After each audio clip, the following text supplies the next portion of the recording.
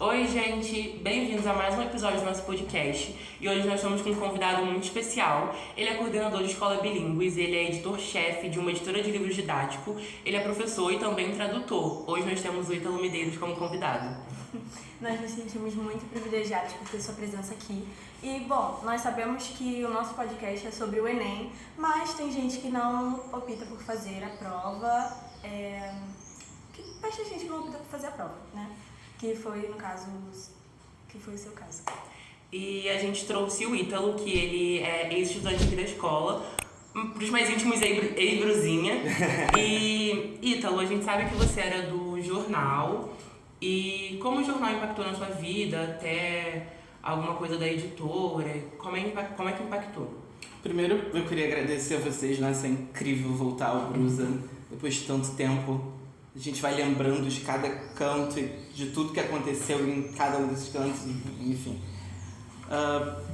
Eu acho que fez muita diferença, porque o jornal foi um grande fator determinante para que eu descobrisse essa coisa desse caminho com a escrita, com a literatura. Então, foi muito fundamental nesse aspecto a me desenvolver também melhor em termos de comunicação.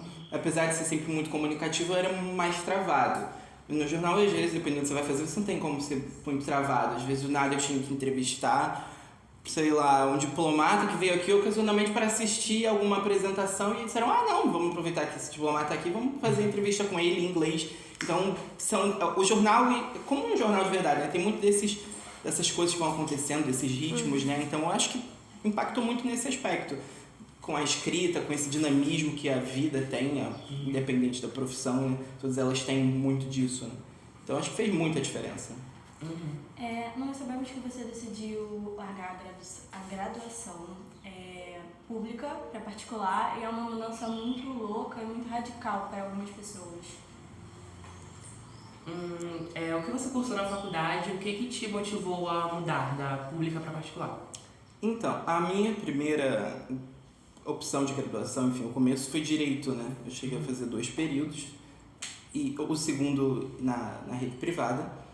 Eu acho que foi muito dessa coisa que às vezes a gente tem de precisar trabalhar, por exemplo, que foi o meu caso, né? Eu acabei, dependendo do timing ali, precisando trabalhar e não é muito difícil você conciliar a graduação pública com o trabalho, porque às vezes você tem disciplina de manhã, você tem disciplina à tarde, mesmo que você não tenha disciplina, você tem várias atividades. E claro, eu acho muito legal e incrível para quem consegue manter esse ritmo da graduação pública, né? Porque é muito melhor em termos acadêmicos. Agora, da perspectiva profissional, eu acho que realmente fluiu melhor essa outra opção. Né? E aí depois eu tentei o direito na privada, mas também não fluiu a coisa, não deu muito certo. E aí depois que eu mudei para letras em inglês. E você se arrependeu disso? Em algum momento? Da mudança para privada ou não, da mudança de graduação? Para a questão do curso. Eu acho que... Não sei. Acho que por conta eu escrevo. Então, o escritor tem muito dessa reminiscência de, às vezes, ele ficar se perguntando se talvez não tivesse que ter tomado um outro caminho ou não. Então, se eu te falar que não me arrependi, eu estaria mentindo. Mas não o suficiente a ponto de mudar tudo de novo, sabe? Entendi. Então foi meio assim. E da graduação pública para privada, você se arrepende de ter mudado? Não necessariamente, porque eu acho, e vocês vão perceber isso melhor quando vocês começarem a aspas, viver, né? Porque enquanto a gente está na escola, ainda mais no Brusa, que é incrível, né? É como a gente fica mexendo um pouquinho, que fica em casa, né? Você fica de 7 às 5, meu Deus, é uma rotina muito pesada. E aí, quando a gente vai para essa coisa que chamam de mundo real, as coisas são muito mais complicadas do que parecem, né? Então, eu não me arrependo, mas é óbvio que se eu pudesse, talvez eu tivesse feito diferente. Mas a vida vai levando a gente para essas circunstâncias mais adversas. Mas eu acho que com o que me deram, eu soube manejar bem. Além do jornal, o fato de ter cursado aqui, o que te influenciou? Eu acho que... Eu diria muito, porque até estudar aqui eu não sabia inglês. Na verdade, até estudar aqui eu odiava inglês, eu detestava inglês. Pra quem gosta de inglês, desculpa, mas sinceramente eu sempre achei horrível. Tem línguas mais bonitas, italiano e francês. Então, não fluía muito bem, não. Agora, com o passar do tempo, eu fui gostando. Então, eu acredito que essa própria interação com o inglês foi um grande diferencial, porque eu acho que na minha rotina hoje, eu uso aí 70% da parte do tempo eu uso inglês. Eu uso mais inglês do que português. Seja dando aula, seja traduzindo, seja editando, enfim, coordenando. Você tem muitas reuniões, às vezes, ali com universidades e afins, que são todas feitas naturalmente em inglês. Então, eu acho que essa foi a questão primordial. Essa interação com a língua, o uso dela, enfim. Como você conseguiu chegar nesse seu cargo atual? Então, eu comecei a dar aula nessa escola em 2021, mais ou menos, né? 2021. E se vocês perguntarem, por exemplo, para alguns professores que dão aula para vocês que já me deram aula, como o Fenelon, a Kelly, eu sempre fui muito ativo, né? Muito engajado, então, eu quero fazer. E eu acho que como eu sempre fiz isso na escola, eu faço isso lá onde eu trabalho também. Então, e sempre assumi muitas funções de liderança e tudo mais, e acho que é uma coisa meio inata mesmo da natureza nossa. E aí eu acabei me envolvendo muito mais, até mesmo em coisas que eu não devia me envolver, como eu fazia aqui, acho que como eu vou fazer em qualquer coisa na minha vida. E aí eles acharam por bem que eu assumisse essa função. Eu assumi essa função no começo do ano passado. E foi o que foi. E a gente queria chegar nesse ponto do inglês, que a gente tinha uma pergunta sobre como era a sua trajetória com o inglês antes do Brusa e como ficou depois, e era isso que a gente queria chegar. Odiosa. Eu estudei em escola pública, né? E o inglês de escola pública é verb to be. So, não fluía, era muita gramática. Então eu não sabia praticamente nada de inglês. Eu lembro que no primeiro dia de aula, eu tive aula com alguns professores que talvez vocês ainda tenham, como a Eliette. E a gente já teve logo no primeiro dia aula de 7 às 5. E os 2 últimos tempos eu tive com uma professora, que era a Vânia, que eu não sei se vocês chegaram a conhecer. Não. Tinha um sotaque britânico. E assim, eu não entendi. Eu cheguei no final do dia e percebi que eu não entendi absolutamente nada. Nada. E aí a rotina era muito pesada de inglês e afins. Então, sabe, foi muito tenso. Tanto que quando terminou o primeiro dia eu falei, cara, eu não vou mais assistir aqui não. Não quero mais isso, não. Eu já tinha tido o resultado da Fiocruz, tinha passado para a Fiocruz, mas acabei não indo, não quis. E foi horrível. Os primeiros dias, eu posso dizer a vocês, foram traumáticos, realmente, assim. Mas quando terminou o ano, eu era um dos melhores alunos da turma, o que talvez seja aí relativamente positivo. Eu fui muito esforçado, mas é horrível. Nossa, Deus me livre agora. Quais portas o inglês abriu para você? Olha, eu diria, no meu caso, particularmente, que todas. Porque assim que eu saí daqui, eu comecei a dar aula em alguns cursos para pegar um pouco de experiência, alguma coisa do gênero. Fui para a parte da literatura, fui para a sala de aula. Então, eu acho que se não tivesse o inglês, não teria nada. Porque, exato, porque o direito acabou saindo, eu perdi esse feeling, essa coisa que o direito, que era meu sonho. Quando eu estava no 3º ano, eu queria logo que ele acabasse, assim, que ele passasse muito rápido. Primeiro que você não aguenta mais quando você chega ao 3º ano. Eu sempre digo isso lá na escola. O aluno do 1º e do 2º é aquele aluno que ele vai feliz, contente. Quando ele chega no 3º, você vê aquela tristeza pairando assim em cima dele, ele chega atrasado, sabe? Ele fica meio cansado. O 3º ano tem esse peso. Então, sabe, eu acho que faz toda a diferença e tudo mais. E você acha que o Brusa impactou muito a sua carreira hoje em dia? Eu acho que sim, porque até entrar aqui eu não sabia praticamente inglês. Depois eu comecei um curso porque achei que precisava, mas fiquei poucos meses no FISC aqui perto, porque eu sempre morei aqui perto, ali em Nova Iguaçu mesmo. E então, eu acho que sim, tudo e muito. Voltando à faculdade, nessas mudanças em relação ao curso, em relação à graduação pública, privada, como foi a sua adaptação em relação à sua rotina, até os seus sentimentos mesmo? Como você lidou com isso tudo? Com a mudança? Isso. Inicialmente não lidei muito positivamente, porque não foi uma mudança das mais agradáveis, né? Eu sempre quis estudar em universidades públicas porque eu sempre gostei dessa coisa da vida acadêmica, né?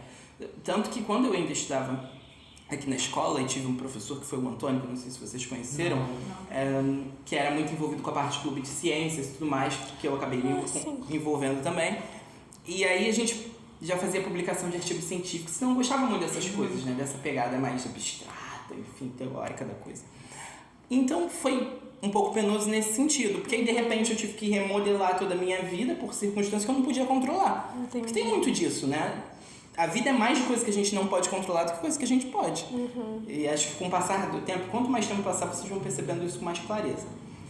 Então, inicialmente não foi muito bom, mas depois a gente vai se adaptando, porque a vida é isso, né? Um dia após o outro, e às vezes a gente tem que subir um pouco mais de degraus que outras pessoas para chegar onde a gente quer chegar. É aquela coisa da linha de partida, né? Tem gente que começa aqui, tem gente que começa aqui, mas o que importa é a gente tentar chegar onde a gente tem que chegar.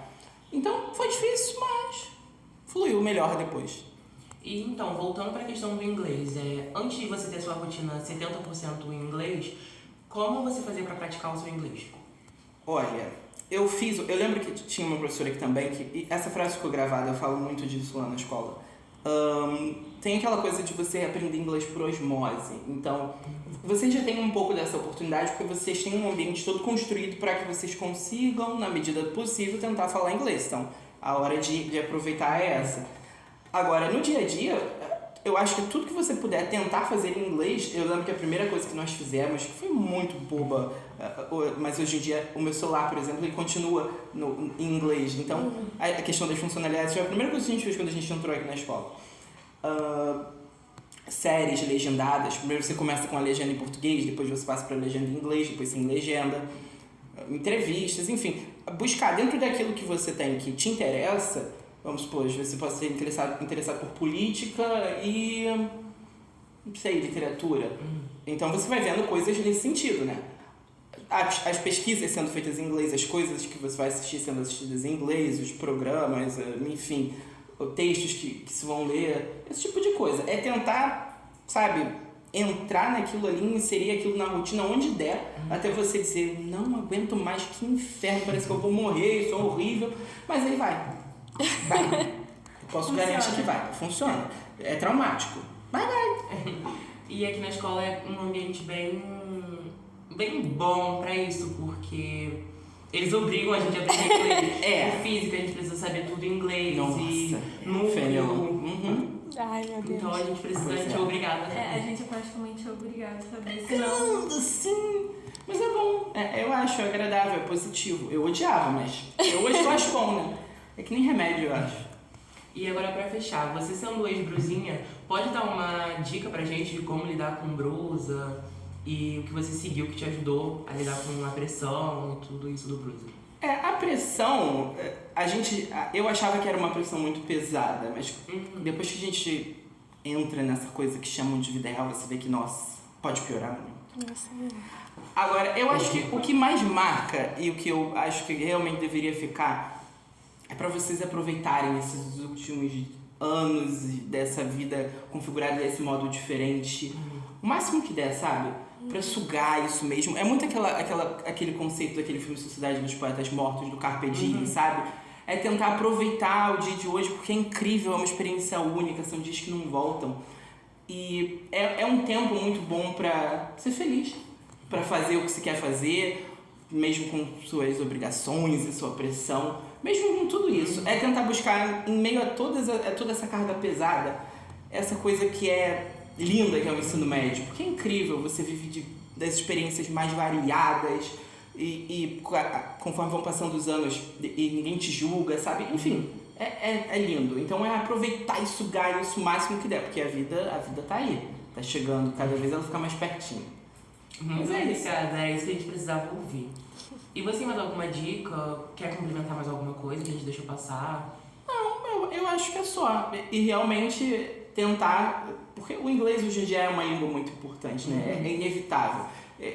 Se eu dissesse pra vocês, não, ainda que você vá fazer uma coisa que não vai precisar de inglês, tá aí, entende? Então, eu daria uma dica nesse sentido também, de buscar inserir ele cada vez mais na rotina de vocês, para que seja uma coisa muito fluida, porque às vezes, amanhã ou depois, as oportunidades de emprego que vão aparecer, ou as oportunidades na vida acadêmica, são coisas que requerem o inglês. Então, tendo esse privilégio de ter um lugar onde vocês possam aprender isso e de graça, é bom aproveitar nesse sentido também, aproveitar esse environmental, essa coisa que se cria, e ir inserindo isso, né? Vivendo com isso. Eu acho que é só. Então, gente, foi isso. Eu espero que vocês tenham gostado do nosso podcast. A gente amou a presença do Ítalo. Muito obrigada. Eu que agradeço. E eu espero que vocês tenham gostado também, como ele já disse. Então deixem um like, se inscrevam no canal e comentem o que vocês acharam. Sigam a gente também nas redes sociais. E é isso, até o próximo episódio. Tchau.